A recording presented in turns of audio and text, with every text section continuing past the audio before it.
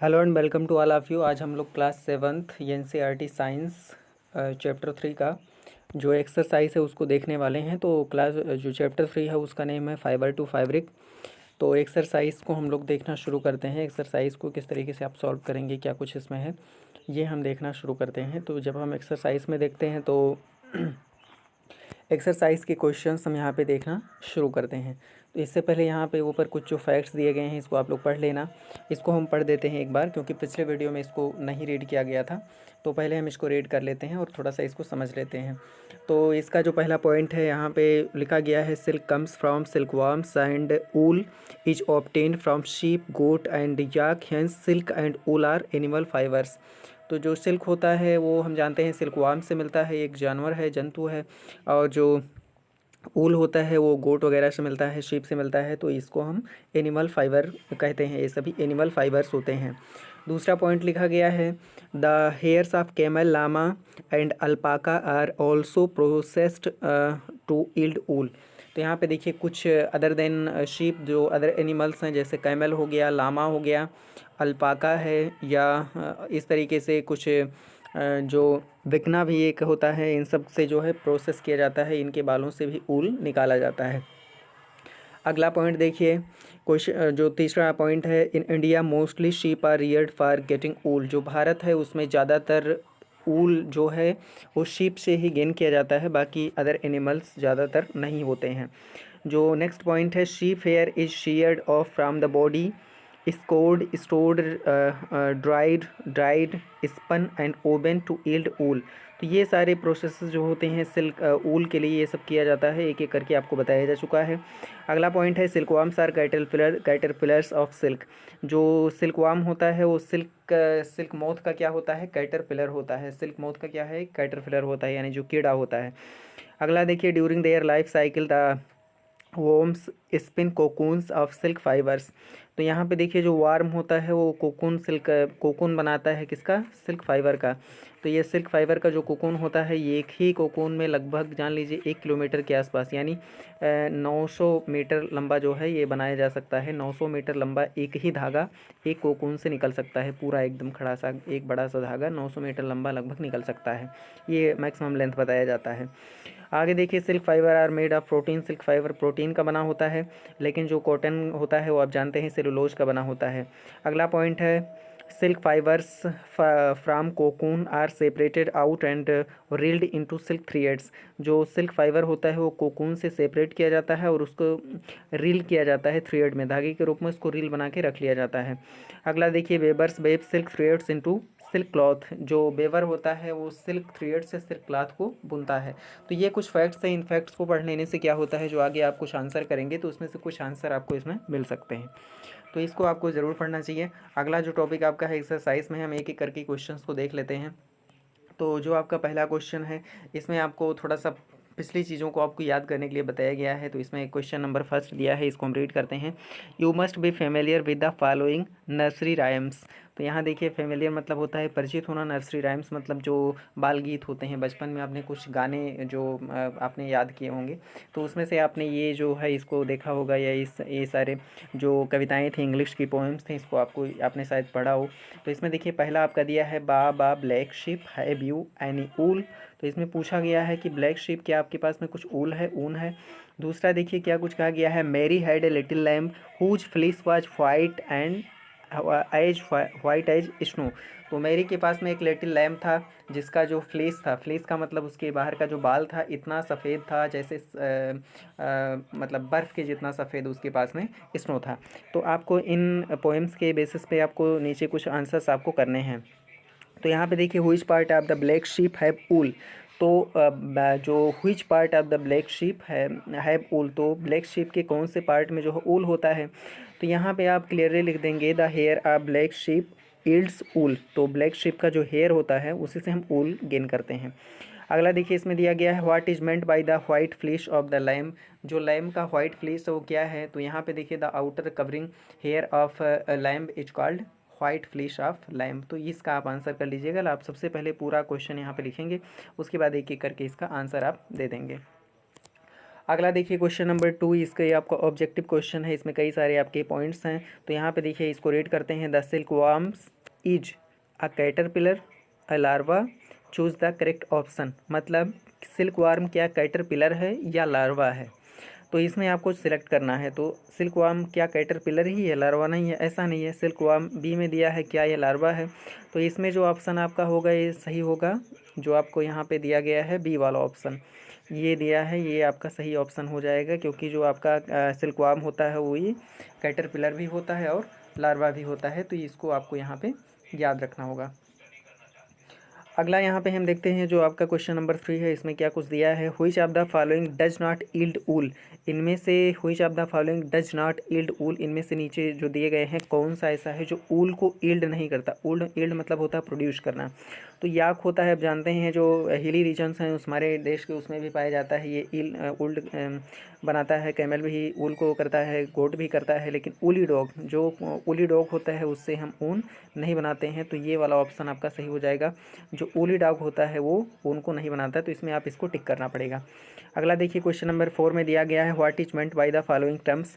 तो in terms से आप क्या समझते हैं, तो आप एक एक करके, जैसे रियरिंग होता है, the taking care of sheep is called rearing of sheep. अगर आप शीप को रियर कर रहे हैं, the taking care of silk warms is called rearing of silk warms. तो यहाँ पे देख रेख करना, उनको बढ़ने के लिए मौका देना, उसको रियरिंग कहते हैं। शेयरिंग तो आपको लिखवाया ही जा चुका है, व्हाट इज शेयरिंग, तो जो कुछ आंसर है उसमें आप इसको लिख देना। सेरीकल्चर क्या, व्हाट इज सेरीकल्चर, आपको ये भी लिखवाया जा चुका है। The rearing of silk worm in order to obtain silk is called sericulture, तो ये भी आपको लिखवाया गया हुआ है। अगला देखिए क्वेश्चन नंबर 5 में क्या कुछ दिया है। Given below is a sequence of steps in the processing of wool. तो नीचे जो है कुछ स्टेप आपको दिए हैं प्रोसेसिंग, ऊल की प्रोसेसिंग के लिए। Which are the missing steps add them, तो इसमें से कुछ जो है स्टेप्स जो हैं इसमें मिसिंग कर रही हैं, जो यहाँ पे नहीं है, तो उनको आपको क्या करना है, ऐड करना है। तो इनको ऐड करने के लिए आप क्या करेंगे, देखिए सबसे पहले जब हम ऊल निकालना शुरू करते हैं तो सबसे पहला काम क्या होता है, जो भेड़ होता है उसके शरीर से बाल को निकालना, उसको हम क्या कहते हैं, शेयरिंग कहते हैं। शेयरिंग के बाद में जो दूसरा स्टेप आता है उसको स्कोरिंग कहते हैं। हम पे लिख पाएंगे और आप लोग इसको बुक में ढूंढ के लिख लेना। दूसरे स्टेप पे क्या आता है, स्कोरिंग आता है। स्कोरिंग, स्कोरिंग मतलब जो बाल काट के या छील के निकाला गया है भेड़ के शरीर से, उसको हम साफ़ सफाई करते हैं। स्कोरिंग आपको स्पेशली एक क्वेश्चन हमने लिखवाया भी है कि उसमें व्हाट इज स्कोरिंग। तो स्कोरिंग क्या होता है, the removal of grease and dust etcetera from the flesh of the of sheep is called scouring. इसके बाद सोर्टिंग होता है, यानी अच्छे ऊन, मोटे ऊन को और महीन ऊन को, मुलायम को, उसको अलग अलग करना है, इसको हम सोर्टिंग कहते हैं, छटनी कहते हैं। इसके बाद में देखिए अगला जो स्टेप आता है उसको पिकिंग बर्स, यानी जो उसमें मोटे बाल हैं उसको निकालना आ जाएगा, पिकिंग बर्स इसमें लिख देना। उसके बाद में क्या आता है, डाइंग। इसके बाद में इसका क्या होता है, रंगाई होता है, रंगाई होता है, इसको डाइंग यहाँ पे लिख दीजिएगा, डाइंग, DYING। इसके बाद में जो लास्ट स्टेप आता है मेकिंग यार्न, या इसको स्पिनिंग कह सकते हैं, SPINNING। इसको आप जो है ऊपर जो है कुछ यहाँ पे आप देखेंगे तो उसमें दिया हुआ है एक स्टेप करके, एक फ्लो चार्ट ऊपर बना हुआ है, उसमें भी आप इसको कर सकते हैं वहाँ से भी। अगला देखिए क्वेश्चन नंबर 6 आपका दिया है make sketches of 2 stages in the life history of the silk moth which are directly related to the production of silk. तो जो सिल्क है, सिल्क के लाइफ हिस्ट्री का, जो सिल्क वार्म है उसके लाइफ हिस्ट्री के 2 स्टेप को आपको स्केच करना है। स्केच करना है मतलब उसको अपनी कॉपी में बनाना है, जो सिल्क प्रोडक्शन से डायरेक्टली रिलेटेड है। तो आइए हम लोग इसको देख लेते हैं कौन कौन से स्टेप आप अपने कॉपी में स्केच करेंगे, क्योंकि इसमें दिया तो है नहीं, तो हम इसको स्केच करने के लिए यहाँ पे देख लेते हैं कौन से 2 स्टेप्स हैं जिनको आप अपनी कॉपी में स्केच करेंगे। तो 2 क्यों, आप इसमें हमें लगता है कि जो सभी स्टेप्स हैं इसको साइक्लिक ऑर्डर में आप इसको कर लीजिए। तो यहाँ पे आप देख पाएंगे जो ये इसमें ये चित्र बना हुआ है, तो ये आपको स्केच कर लेना है, ये बहुत अच्छा आपका आएगा। तो ये देखिए लाइफ हिस्ट्री यहाँ पे लिखा हुआ है, life history of silk moth, ये करना है। तो यहाँ पे इसको साइक्लिक ऑर्डर में आपको करना है। सबसे पहले जो ये दोनों सिल्क मोथ होते हैं, इन दोनों मिलकर मेटिंग करते हैं। उसके बाद में क्या होता है, अंडा निकलता है सबसे पहले, फिर अंडे से क्या निकलता है, ये आपका ये निकलता है कैटरपिलर, और फिर कैटरपिलर क्या बनाता है आपका, ये कोकून बनाता है। ये अगला स्टेप कोकून हो गया। और इसके बाद में ये आपका कोकून है। तो आप 2 को बनाइएगा। ये जो पूरा लाइफ साइकिल है इसको इस तरीके से बना दीजिएगा। सबसे पहले ये दोनों आप बनाइएगा, तो ये यही वाला चित्र आप उसमें बना लीजिएगा। इसमें मेनली आपको 2 ही स्टेप बनाने के लिए कहा गया है। तो मुख्य जो 2 स्टेप हैं, एक है कोकून, यानी कोकून जो होता है उसके बाहर जो सिल्क होता है इसको निकालते हैं, और जो कैटरपिलर होता है मलबेरी लीव्स को खाता है। तो ये 2 स्टेप इंपॉर्टेंट है, इनको आप बना सकते हैं, लेकिन आप पूरे इस टाइप साइकिल को इसके बना लेना और समझ लेना अच्छी तरीके से। अब हम देख लेते हैं कि इसमें हमको क्या कुछ आगे देखना है। तो यहाँ पे देखिए, तो इसमें जो कुछ दिया है, तो ये आपका हो गया, क्वेश्चन नंबर 6 भी हो गया। अब हम क्वेश्चन नंबर 7 को देख लेते हैं। तो क्वेश्चन नंबर 7 में दिया गया है, out of the following which are the 2 terms related to silk production. तो इनमें से जो नीचे आपको दिए गए इनमें से 2 ऐसे टर्म्स कौन से हैं जो सिल्क प्रोडक्शन से, 2 terms related to silk production, इनमें से 2 टर्म ऐसे कौन कौन से हैं जो सिल्क प्रोडक्शन से रिलेटेड हैं, क्योंकि बाकी जो सारे टर्म्स हैं वो सिल्क प्रोडक्शन से रिलेटेड नहीं है। तो इन जो 2 टर्म ऐसे हैं जो सिल्क प्रोडक्शन से रिलेटेड है उनको हमको इसमें मार्क आउट करना है, चिन्हित करना है। तो यहाँ पे देखिए जो सेरीकल्चर है, तो पहली बात तो सेरीकल्चर आपका जो है ये है। सेरीकल्चर क्या होता है, the rearing of silkworms to obtain silk is called sericulture. तो सेरीकल्चर ये स्टेप आपका पहली बात तो ये है। और फ्लोरिकल्चर क्या होता है, फ्लोरिकल्चर का मतलब होता है जो फूलों की खेती करना, फूलों को अच्छे से पालना, उसको हम फ्लोरिकल्चर कहते हैं, फ्लोरिकल्चर। और यहाँ पे देखिए जो मोरीकल्चर है, मोरीकल्चर यहाँ पे देखिए नीचे आपको हिंट दिया है। तो सबसे पहले आप हिंट पढ़िए, उसके बाद हम इसको सॉल्यूशन देखते हैं। तो हिंट में क्या दिया है, सब क्वेश्चन में, क्वेश्चन पढ़ने के बाद आप पहले हिंट पढ़िए। इसको लिखते हैं, the silk production involves cultivation of mulberry leaves and rearing silkworms. तो सिल्क प्रोडक्शन क्या होता है, cultivation of mulberry leaves and rearing silkworms. तो मलबेरी लीव को बड़ा करना, उनको ग्रो करना, और रियरिंग ऑफ सिल्कवर्म्स, और सिल्कवर्म को जो है रियर करना, ये जो है इन्वॉल्व करता है प्रोडक्शन ऑफ सिल्क। आगे देखिए इसमें scientific name of mulberry is Morris alba. याद रखना, मोरस अल्बा साइंटिफिक नेम है किसका, जो पेड़ है, जिस पेड़ पर सिल्कवर्म रहता है, जो इस तरीके की पत्ती आपने अभी देखा है, ये जो पत्ती आपने देखा है जिसको सिल्कवर्म खाता है, उसको हम क्या कहते हैं, मोरस अल्बा कहते हैं। तो ये जो पौधा है इसको क्या कहते हैं, मोरस अल्बा कहते हैं। तो अब इसको हमने हिंट को पढ़ लिया, अब हम इसको देखते हैं क्या है। तो सेरीकल्चर तो हमने पहले से जानते हैं कि ये सिल्क प्रोडक्शन से रिलेटेड है, तो ये हो गया। फ्लोरिकल्चर फूल उत्पादन से रिलेटेड है, जैसे फ्लावर को हम प्रोड्यूस करना, तो ये सिल्क प्रोडक्शन से इसका कोई रिलेशन नहीं है। अब मोरीकल्चर जो होता है, मोरीकल्चर क्या होता है, जैसे हमने फ्लोरिकल्चर मतलब फूलों की खेती करना, तो मोरीकल्चर का मतलब होता है मोरस अल्बा की खेती करना। मोरस अल्बा यानी जो मलबेरी लीव्स होते हैं, मलबेरी या शहतूत का जो पौधा होता है उसको बड़ा करना, ग्रो करना, उसको हम मोरीकल्चर कह सकते हैं। और इसके बाद में जो आपका एपीकल्चर होता है उसको हम क्या कहते हैं, तो एपीकल्चर जो है इसमें दिया गया है, इसको भी आप देख लीजिएगा। एपीकल्चर, तो हम यहाँ पे रीड कर रहे थे, तो हमने एक एक करके इसको देख रहे थे। ये थोड़ा सा ये इधर हो गया है, इसको हम क्वेश्चन को सामने लाते हैं। तो यहाँ पे देखिए सेरीकल्चर पहली बात रिलेटेड है इससे। इसके बाद में जो आपका मोरीकल्चर है ये भी रिलेटेड है, और ये फ्लावरिकल्चर ये फूलों से रिलेटेड है, ये नहीं है। एपीकल्चर मधुमक्खी पालन को कहते हैं, मधुमक्खियों को पालना एपीकल्चर कहलाता है। और सिल्वीकल्चर का मतलब होता है जो वन होता है, जंगल होता है, उसकी देखरेख करना, जंगल को अच्छे तरीके से ग्रो करना, इसको हम सिल्वीकल्चर कहते हैं। जनरली जो है टिम्बर प्रोडक्शन से रिलेटेड है, यानी लकड़ी के उत्पादन से रिलेटेड होता है। अगला देखिए जो आपका अगला टॉपिक है क्वेश्चन नंबर 8, इसमें आपको मैच करना है, यानी जो आपका जो कॉलम्स हैं उनको आपको मैच करना है। तो match the words of column first with those given in column second. तो जो कॉलम फर्स्ट है उसमें और जो कॉलम सेकंड है इनसे जो वर्ड्स दिए गए हैं उनको आपको मैच करना है, तो आप इसको मैच करिएगा। तो कैसे मैच करेंगे, अब इसमें हम देख लेते हैं। स्कोरिंग क्या होता है, क्लीनिंग होता है, आप जानते ही हैं। तो स्कोरिंग को हम कहाँ पे ले जाएंगे, क्लीनिंग से इसको जोड़ देते हैं। इसके बाद में मलबेरी लीव्स क्या होते हैं, फूड ऑफ सिल्कवर्म। तो मलबेरी लीव्स जो होती हैं फूड ऑफ सिल्कवर्म यानी सिल्कवर्म की भोजन होती हैं। या क्या होता है, वूल एल्डिंग एनिमल है जो कश्मीर वगैरह में पाया जाता है, लद्दाख में। और कोकून क्या होता है, ईट सिल्क फाइबर, जो कोकून होता है यही तो सिल्क फाइबर को प्रोड्यूस करता है। तो ये आपका इस तरीके से मैच कर लीजिएगा, और जब आप इसको मैच करके आपको सीधा डायरेक्टली आपको साइड बाय साइड इसको लिख देना है, एक एक करके क्वेश्चन लिखिएगा, उसके बाद कॉलम फर्स्ट सेकंड बना के, और जैसे ये स्कोरिंग के सामने आप क्लीनिंग लिख दीजिएगा, mulberry leaves food of silkworm, इस तरीके से आप इसको लिख लीजिएगा। तो ये आपको समझ में आ गया है। और जब भी आप इस तरह के क्वेश्चन, जब भी हम एक्सरसाइज आपको सॉल्व करवाते हैं तो अपने सामने आप अपनी बुक को ज़रूर रख लीजिए, क्योंकि उससे आप सामने जल्दी से उसको टिक करते रहेंगे तो कुछ क्वेश्चन जो डिस्क्रिप्टिव हैं वही सिर्फ आपको बाद में लिखने रहेंगे, बाकी इसमें हो जाएंगे, उसको आप कॉपी में नोट कर लीजिएगा।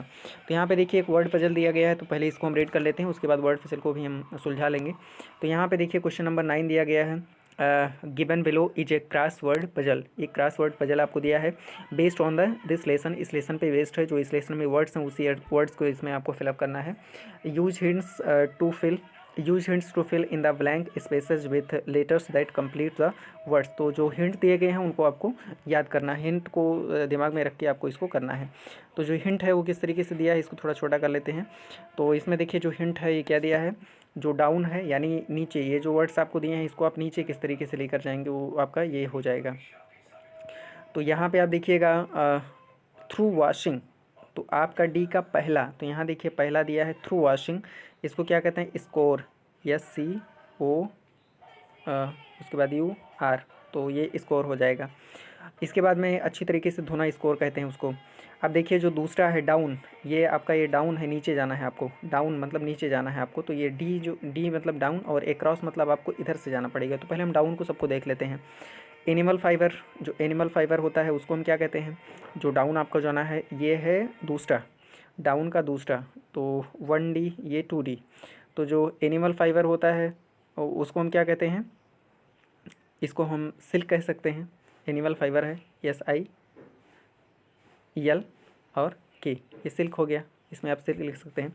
और यहाँ पे देखिए जो तीसरा पॉइंट है इसमें लॉन्ग थ्रेड लाइक स्ट्रक्चर, तो लॉन्ग थ्रेड लाइक, ये तीसरा कहाँ पे है, 3D, यहाँ देखिए डाउन और 3, तो इसको हम कह सकते हैं थ्रेड लाइक स्ट्रक्चर जो होता है लंबा सा होता है ऐसे पतला सा, उसको हम फाइबर बोलते हैं, FIVRE।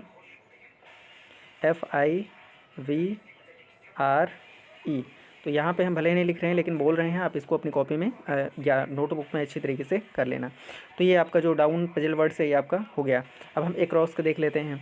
अब यहाँ पे देखिए जो कीप वार्म, तो जो एक क्रॉस का फर्स्ट है, तो एक क्रॉस जो हमको गर्म रखता है वो क्या होता है, WOOL। तो ये जो हमको ऊल होता है हमको गर्म रखता है, तो यहाँ पे ऊल आप फिलअप करिएगा। अगला देखिए its leaves are eaten by silkworms, तो किसकी लीव्स सिल्कवर्म खाते हैं, जो हमारा मलबेरी लीव्स होती हैं। तो दूसरा यहाँ पे जो है ये दूसरा एक मलबेरी, तो इसमें आप मलबेरी फिलअप कर दीजिएगा, ये आपका मलबेरी हो जाएगा। तीसरा हैचेज फ्रॉम एग ऑफ मोथ, हैचेज यानी जो मोथ होता है उसके अंडों से निकलने वाला जो कि होता है उसको क्या कहते हैं हम, उसको हम कैटरपिलर कह सकते हैं, कैटरपिलर, इसको हम क्या कहते हैं, कैटरपिलर। तो इसमें आप कैटरपिलर फिलअप कर लीजिएगा। तो इस तरीके से हमने देखा कि जो आपका एक्सरसाइज है वो पूरी तरीके से कंप्लीट हो गया। अब इसमें extended learning activity and projects, तो कुछ एक्सटेंडेड लर्निंग एक्टिविटी इसमें दी गई है, उसको हम रीड कर लेते हैं।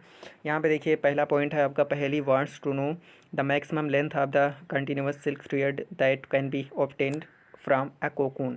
जैसे आपने देखा एक कोकून होता है, ऐसे ऐसे एक ही बार से निकलना शुरू होता है कैटरपिलर के मुंह से, और निकलते निकलते एक अच्छा सा कोकून है इस तरीके से बना देता है। अब आप सोच रहे होंगे कि एक छोटा से कोकून में कितने ज़्यादा फेरों वाले धागे इसमें हम बनाए जा सकते हैं, कितना लंबा एक धागा इससे मिल सकता है एक कोकून से। तो ये कोकून से आप ध्यान रखिएगा कि 900 मीटर, 900 मीटर, 900 मीटर जो लेंथ का एक धागा है हम एक कोकून से बना सकते हैं, या मैक्सिमम जो लेंथ है 900 मीटर हो सकता है, इससे छोटे भी होते हैं इसमें। तो ये 900 मीटर आप याद रखिएगा। अगला देखिए इसमें जो पॉइंट नंबर 2 दिया है इसमें, Boojho wants to know why caterpillars need to shed their skin when they grow bigger but we humans do not. तो जो कैटरपिलर होता है जब वो छोटा होता है तो थोड़ा सा बड़ा होता है तो अपना एक चमड़ा निकाल देता है, स्किन अपना निकाल देता है, जैसे सांप निकालता है। थोड़ा और बड़ा हुआ तो दूसरा स्किन अपना निकाल दिया, इस तरीके से अपने स्किन को निकालता रहता है। इसका कारण ये है कि ये बहुत तेज़ी से ग्रो करता है, और जैसे हम ह्यूमंस है तो हमारे शरीर, हमारा जो बॉडी होता है उसकी जो स्किन होती है वो धीरे धीरे घिस जाती है और वो निकल जाती है शरीर से। लेकिन अब चूँकि आप जानते हैं कि ये 25 से 30 दिन में बहुत बड़े हो जाते हैं, 25 से 30 दिन में ये बहुत छोटे रहते हैं, इससे इतने बड़े हो जाते हैं, अचानक बहुत तेज़ी से बढ़ते हैं, मतलब कई गुना, मतलब 10 गुना या 20 गुना इस तरीके से बढ़ जाते हैं। तो इतनी तेज़ी से अगर कोई बढ़ेगा तो फिर उसके जो बाहर की स्किन है वो उतनी जल्दी से घिस के नहीं निकलती है, तो वो स्किन मोटी परत पूरी स्किन जो है एक बार उसकी झड़ जाती है, तो ये प्रोसेस इसकी होती है, तो इसलिए उसकी स्किन झड़ जाती है। लेकिन हम लोगों की स्किन नहीं झड़ती क्योंकि हम बहुत धीरे धीरे ग्रो करते हैं, बहुत धीरे धीरे, बिल्कुल। अगला देखिए एक तीसरा एक पॉइंट इसमें दिया गया है, Boojho wants to know why caterpillar should not be collected with bare hands. Bare मतलब नंगे हाथ से। तो कैटरपिलर जैसे कीड़े ढेर सारे, उनको क्या आप हाथ से उनको कलेक्ट करेंगे? तो हाथ से कलेक्ट करेंगे, मान लेते हो थोड़ा बहुत काटने का भी प्रयास करेगा, आपको मान लेते हार्ट नहीं कर पाएगा, लेकिन उससे कुछ थोड़े बहुत इन्फेक्शन वगैरह आपको हो सकते हैं। तो इसलिए आपको कभी भी बैक्टीरिया वगैरह है, उसके जो वेस्ट हैं वो सब उसको आप आपके हाथ में लग सकते हैं, जिससे आपको कोई बीमारी हो सकती है। तो इसलिए आपको कभी हाथ से उसको टच नहीं करना है। अगला देखिए इसमें क्या कुछ दिया है, कैन यू हेल्प हिम, क्या तुम उसको हेल्प कर सकते हो? तो इसमें कुछ एक्टिविटीज़ वगैरह दी गई हैं, इसको हम देख लेते हैं, थोड़ा सा रीड करते हैं। आगे देखिए पहेली wanted two by silk frock. पहेली एक सिल्क फ्रॉक जो है ख़रीदना चाह रही थी, and want to went to the market with her mother, और अपनी माता के साथ में वो मार्केट में गई। There they found that the artificial silk was much cheaper and wanted to know why, do you know why, find out.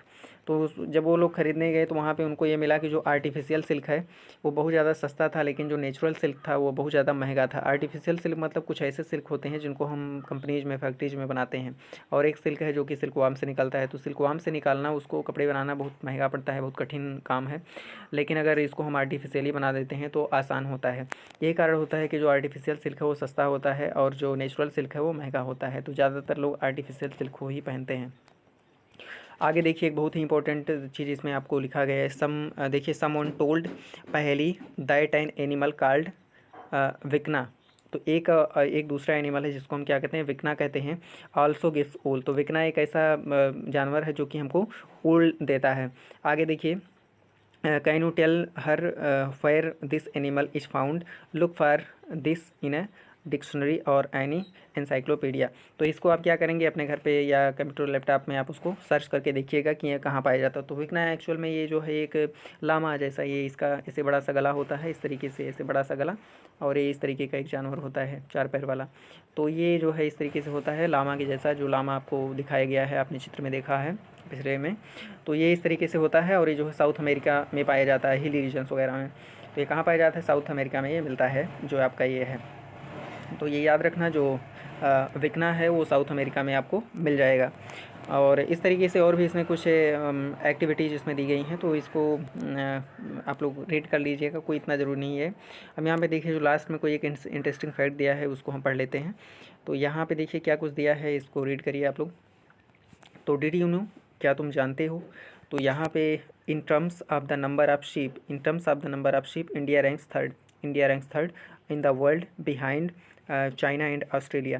तो पूरे विश्व में भेड़ों की संख्या के आधार पर जो भारत है उसका तीसरा स्थान है।